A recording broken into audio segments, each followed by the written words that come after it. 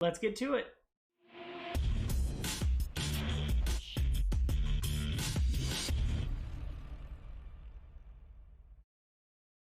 What up, viewers? What up? What up? Calc Soups here, and today is September 3rd, and that means it's time for a quick recap of the weekend in video game news. September starts what I like to call Spooktober, which, Halloween isn't, or October isn't quite long enough for all the spooky stuff that I want in my life. So I think I and a few other people on the internet like to think of this as Spooktober, so that we also get September. So I might be playing more spooky games throughout this month. So I'm looking forward to that. And September starts off Spooktober, so let's jump right in. Not very spooky, but something I wanted to talk about was Pathfinder Wrath of the Righteous launched this week. This is the second Pathfinder-based computer.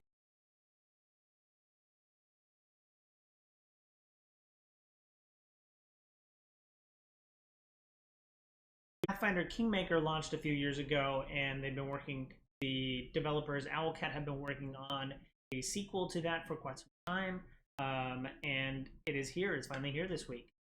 So you'll be able to go into Galarian, which is the Pathfinder setting, and make a new character and play through the entire Wrath of the Righteous campaign. Should be fun. I've been talking about it a lot as we've led up to its launch. So it's here, and we can finally see how it plays. I've watched a little bit of gameplay. I also looked at the reviews. Pathfinder Wrath of the Righteous is currently sitting at an 84 Metacritic. So that's pretty good. Most CRPGs, I don't know that CRPGs usually rate highly, other than like Divinity Original Sin 2, got like somewhere above the 90s. So if you are looking for a top-down kind of isometric RPG to be playing, I would recommend Pathfinder Wrath of the Righteous. I've been excited about it for quite some time. You might even see me playing it sometime soon. The hits keep on coming. No Man's Sky, even 5 years after launch, is still rolling out more and more updates. They launched the Animal Companions update a few months ago. Now that they've actually crossed the 5-year mark, sidebar, No Man's Sky was launched in 2016, August of 2016, so we're still 5 years after the game is launched. They're still bringing more and more updates. This latest update called Frontiers allows you to be a little bit more communal and building your bases. You can build an entire community and settlement. So any of you who want to build your own hive of scum and villainy will be available to do that. Check out the No Man's Sky Frontiers update that launched this week. We got to see a little bit more of Marvel's Midnight Sun. We found out about that last week as part of Gamescom. But the XCOM-like Marvel game that we've been looking for, we got to see a little bit more of what gameplay was.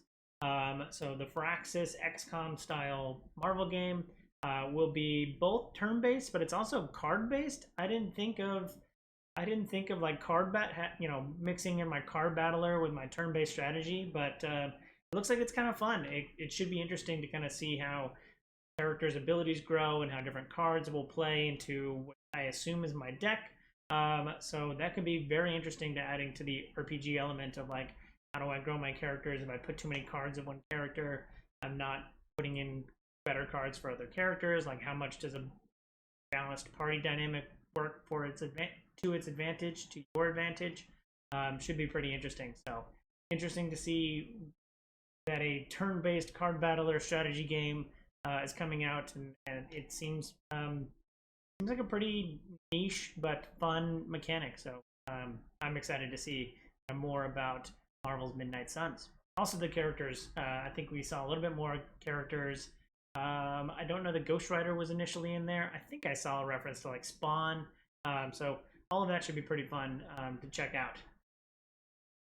Saw a pretty interesting article this week talking about Psychonauts and whether or not you need to go back and play the first one before playing the second one. We talked about Psychonauts launching last week, and I kind of had this conundrum of I happen to play a lot of second or third versions of a game, or like the sequel or threequel to titles, but I don't always go back and play this one. The fact that Psychonauts is on Game Pass means that I am kind of, it would be quick and easy for me to play through Psychonauts 1 before jumping into Psychonauts 2. The PC Gamer article I read talked about, it's a little bit dated. We know that it's a 16-year-old title, so that kind of comes with the territory. But just kind of how much of it still holds up, even funny referential things to 2005 might not be funny or referential 16 years later. So I might still play it, but I will probably play it with a grain of salt, and I'm looking forward to playing Psychonauts 2. Video games are bad, okay? According to China, who recently passed pretty hefty legislation limiting minors' access to video games, happened this week. It was quite a big deal. Made a lot of big splashes this week. The current limitations or the new limitations on minors playing video games is they can only play 8 p.m. to 9 p.m. Friday through Sunday and holidays. And this is all a more stricter limitation than it was even back in 2019. 2019, minors were allowed to play 90 minutes on weekdays and 3 hours on weekends, but there was still a pretty heavy curfew of like 10 p.m. to 8 a.m.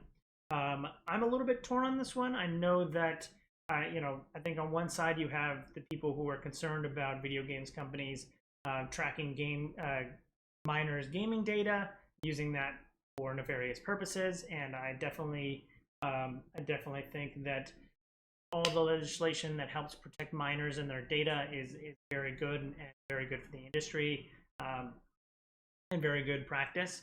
But I also think that this might be going a little bit too far on the authoritarian regime. I know that UK is also, we talked about that a couple weeks ago, the UK's Child Data Protection Act is good and benefit, but China's taken it a little bit further, and I'm definitely against kind of the authoritarian vibes that I'm getting from that. Yeah, I think it's very restrictive, and I don't know that it comes at the benefit of a lot of people. I don't think government should be telling people when they can play video games. And I think video games are potentially beneficial to people, as I've cited in several psych studies that have ever popped up in my gaming newsfeed. Looking forward to seeing what develops, whether or not other countries will follow this model, or whether or not the legislation will relax. I know that there's a lot of companies very much invested in the Chinese market, and what does that mean for those investments, and how much can you get out of people who are only allowed to play, or I guess minors who are only allowed to play for a few hours each week. So it could be interesting for those big investments. Hashtag a day off Twitch has come and gone. This week we like we talked about last week. This week was when the campaign came to fruition. There were lots of stuff that came in that had an impact on Twitch this week. The streamers who decided to join in, there was a lot of content. According to the article that I'll have a link down below, 1 million hours of content was potentially lost. So big ramifications on how many eyeballs, how much content people saw that day. Advertising revenue definitely probably took a big hit. And another stat that I remember from the article was 14K less streams. Big support for this. I'm curious as to how much of the overall platform this represents, but I'm really glad that I think it actually caused a response. I know that Twitch sent out an email this week to its content creators talking about ways to combat this, and that they're not ready to bring those publicly, but they are working on something, and they don't want to let the cat out of the bag, because build a better mousetrap. If devious people want to get past your firewalls or your protection, you have to hold on to the latest updates of your protection for a long time, or until it's ready to kind of hit the market. So I hope that this kind of was an eye-opening situation. It seems like it caused a response. I hope that they continue to do it in the future, that people continue to do it in the future, so that we get more and more of a response. Twitch. Also in Twitch keeps getting kicked while it's down. Twitch lost 2 big streamers this week. to YouTube gaming. Dr. Lupo, one of my favorite streamers, and Tim the Tatman both jumped ship and are now streaming exclusively on YouTube gaming starting this week. I don't remember what the numbers were, but these are big content creators being lost to YouTube gaming.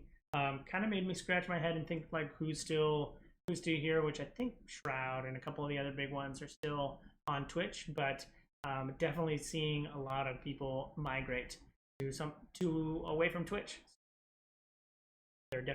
Twitch is definitely having some issues lately, and I think this is more. I mean, I don't think that these two things are related, but Twitch is definitely losing their grasp on a lot of things. That's as related as I think they are. Like I said, Spooktober has started, and Xbox has got a pretty sweet bundle launching this week. I'll have a link down below, but 3 pretty cool kind of spooky games. The Medium, which is one of my favorite games this year, was always on Xbox. Recently launched on PlayStation, but is part of this bundle. Also, Observer is a really good kind of mental thriller, so something to wrap your head around there.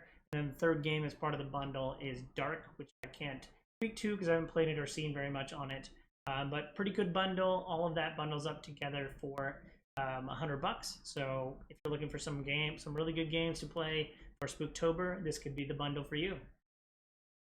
I always talk about weird brand integrations, and this week is no different. We saw Tom Nook shoes, or that's what I'm calling them, but Puma has joined forces with Animal Crossing to make kind of Animal Crossing inspired shoes. So this isn't the first time Puma has tried to get its foot, no pun intended, into the gaming space, especially with the active gaming footwear, I think was the name of the shoe. I actually bought a pair, but they were too big for me, so I sent them back. But I was still interested to see kind of how those shoes did. But they have a new set. They have these like Tom Nook, inspired shoes. They're kind of reminded me of the Nintendo Switch, where they have the kind of sea breeze color on like a white background. And I actually like Puma shoes, so I might actually look into seeing about these comfortable shoes. So yeah, start gathering your bells and checking the turnip market so that you can afford Puma Tom Nook shoes or Animal Crossing shoes. Last but certainly not least, Lego Star Wars is coming somewhere where I don't think it's been before. Lego Star Wars is coming to mobile titles.